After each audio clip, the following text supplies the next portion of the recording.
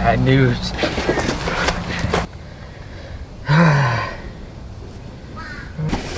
Don't try this at home, boys and girls.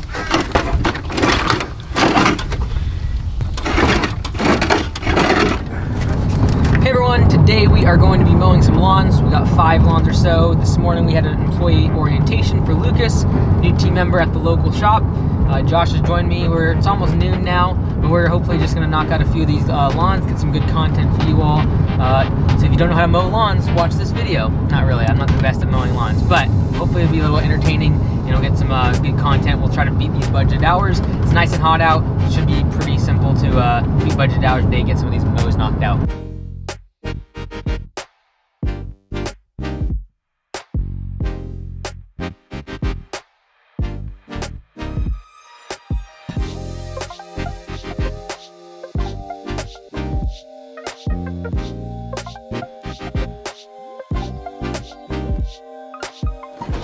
I don't know who had the bright idea of switching to 30Xs, but this ain't gonna work. It was at this moment that he knew. Dude, it's gonna be bad news, man. I gotta figure out how a solo person can do this. Oh, I know. Oh, no, it's still it hit this. Cause see, I could tip it, but then it's gonna hit either this or this.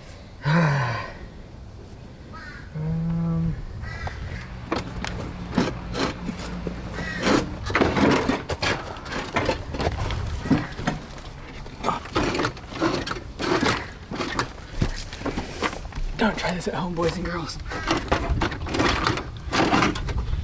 One eternity later.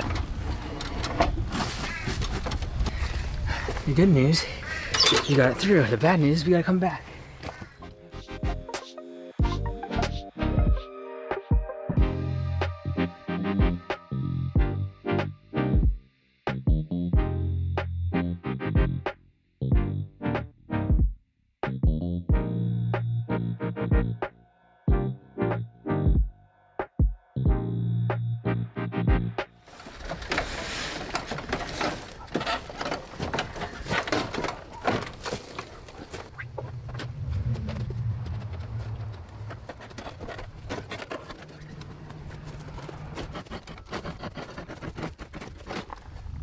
That was a horrible idea.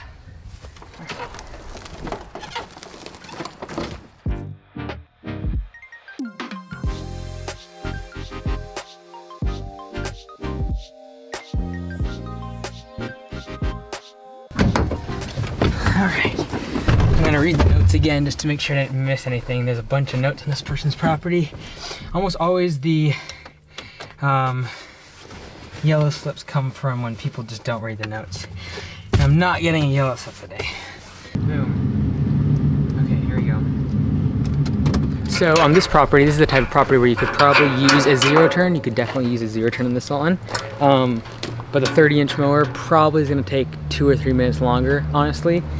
Well, I hope. I can't really tell what the lawn size is, but that's basically the decision we've made to simplify the services. It's a whole lot easier to teach someone how to use this ramp in this 30X mower than it is ZeroTurn, backing up a trailer. Like this driveway, for example, you'd have to jackknife the trailer and pull out and all that stuff. This is a lot easier. Takes a little bit longer on the lawn, but cheaper to get going and easier to train.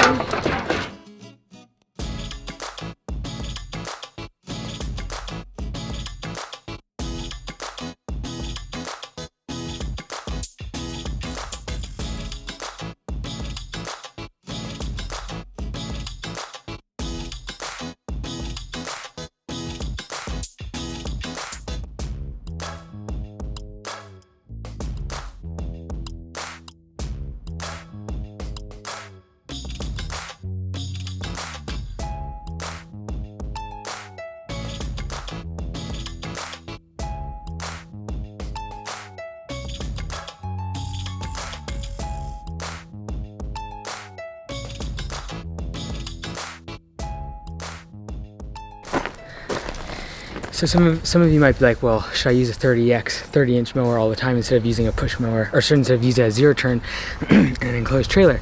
And it's not right for everyone, right? Don't just do something because you see someone like me on YouTube using it and you're like, oh, I gotta get that piece of equipment, or I gotta get that type of truck. Do what's right for your business model. If your average lot size, or sorry, if your average square footage of the turf on your properties is like an acre, you're not going to use a push mower. You're going to have to get a zero turn. In our market, we are able to get away with 80% of our lawns being under 6,000-7,000 square feet. So like this lawn, anything bigger than this, you probably want a zero turn. It's probably about 7,000 square feet of turf. It gets the job done. 30X gets it done. And honestly, it's probably not a whole lot slower than a zero turn because you got all of these trees in the lawn and you got to go around all of them. So with a big zero turn, you're going to be going around these anyways, leaving tire marks or trying to go really slow to prevent that, whereas this isn't going to take a whole lot longer. So people, it is definitely easier to be on a zero turn sitting down, so it's easier on your body, but in terms of efficiency on smaller properties, under 7,000 square feet like this one, it doesn't take a whole lot longer. So one thing I see a lot of people doing at our company as well is when it's dry and the grass isn't growing much, they'll still weed whack the perimeter even though it's the same height as the lawn that you're trying to cut. And what ends up happening is along the edge, there's almost no grass eventually over the course of the summer. So there's times when literally you don't need to weed whack, especially if you're doing horizontal. Always vertical edges to clean them up, but on that sort of a lawn where there's that border, it's kind of a mistake almost to keep going horizontal, to keep going lower and lower, and before you know it, there's no grass. Weeds start growing a lot faster there. It's not good for the lawn. So on a lawn like that, you save so much time this time of year when the grass isn't growing. So we had estimated 56 minutes for this job. We got it done in 23. So, but again, that's not normal. Like usually during the spring, you'd have to make sure you edge every single part of that. But when you're doing a horizontal edge, it's just so much faster in the summer. All right, next one up. We're doing a property cleanup, so weeding the beds and mowing. Let's go ahead and map. Here we go.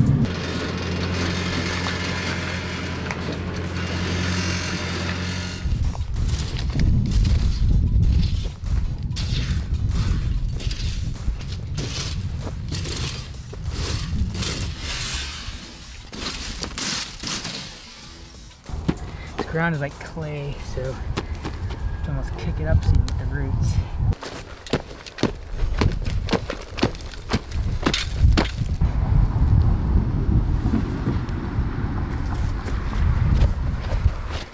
This is what we call the coronavirus of the landscaping industry. It's called a horsetail.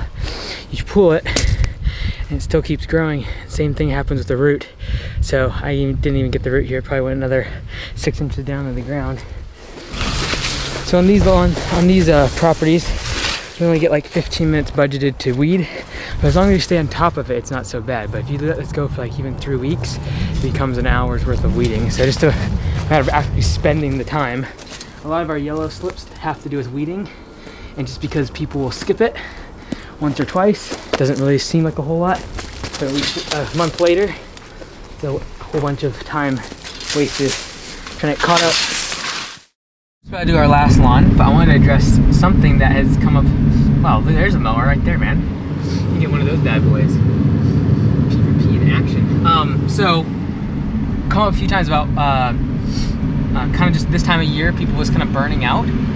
Physically, it's been a long year, and we're now towards the end of August. You still got a few more months in the growing season, but physically you're drained. You're tired of dealing with customers, employees. It seems like every day you're like wore out.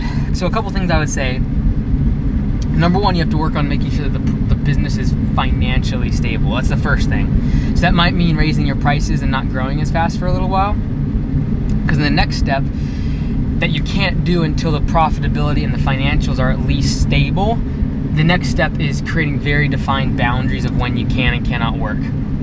So I mentioned it yesterday to Nick, one of our franchisees, on a coaching call, and I think Josh got on some of it on video, but creating very defined boundaries in terms of what times you can work on the business or when you shouldn't be working on the business, whether it be like you get an hour when you get back home to be able to work on paperwork and the computer and things, but then after that it's like you're done.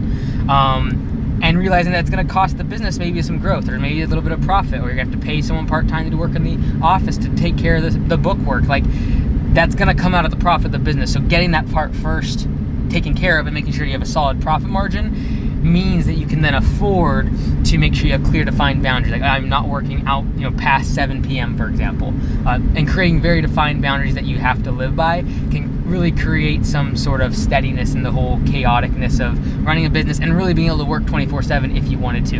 And so creating those defined boundaries is very important, especially if you have a family and a spouse that need you around and need someone that's going to be present.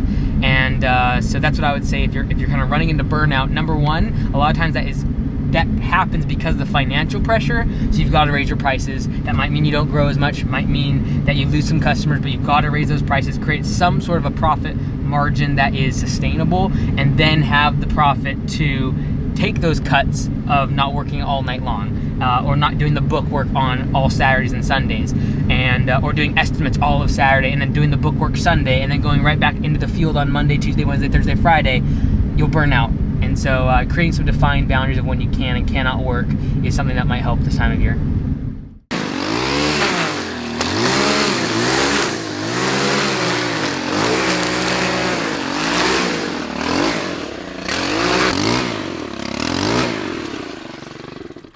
So this time of year when the grass is hardly growing and we get these jobs done in like half the amount of budgeted time, we do something what we call the wow effect, W-O-W, without words. So without the masking, you do something a little extra, like we just did, knocking the weeds out in the lines of the creases of the concrete. So without words, you know, we do something extra for them. Usually only this time of year when it's just like dead grass.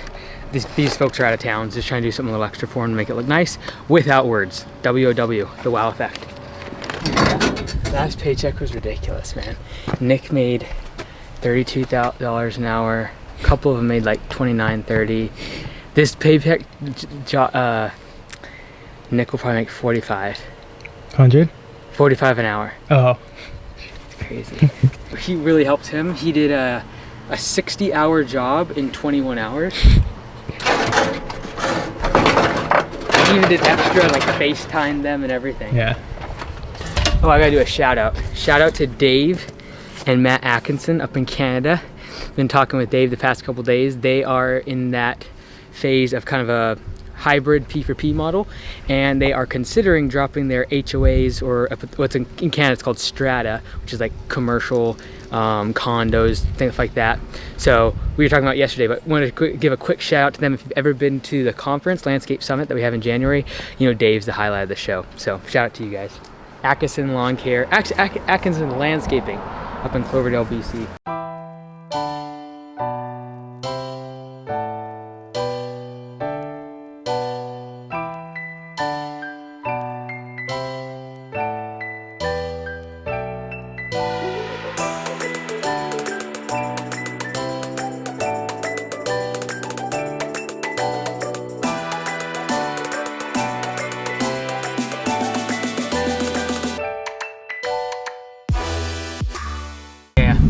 So something we always do for our crew is like if you finish early, like we only mowed for like, we're pretty soft these days, so we can only handle 2 hours at a time. So we only did 2 hours of mowing just for you guys. But really, all our crew, if they're finishing early, they know to kind of check in with the office and just see if anyone else is needing help. Especially on a Friday like today, we're trying to wrap up the week. If anyone was running behind, they could route us to go help them out and finish off a couple from the end of their route, just so everyone finishes up at a decent hour. So usually they know if they're finishing before like 4 o'clock, they should check in with the office if they finish their route. So we're only on a 4 or 5 mows a day. We're pretty slow and retirees, so we just try to knock out a couple and help them out. And yeah, so that's pretty much it.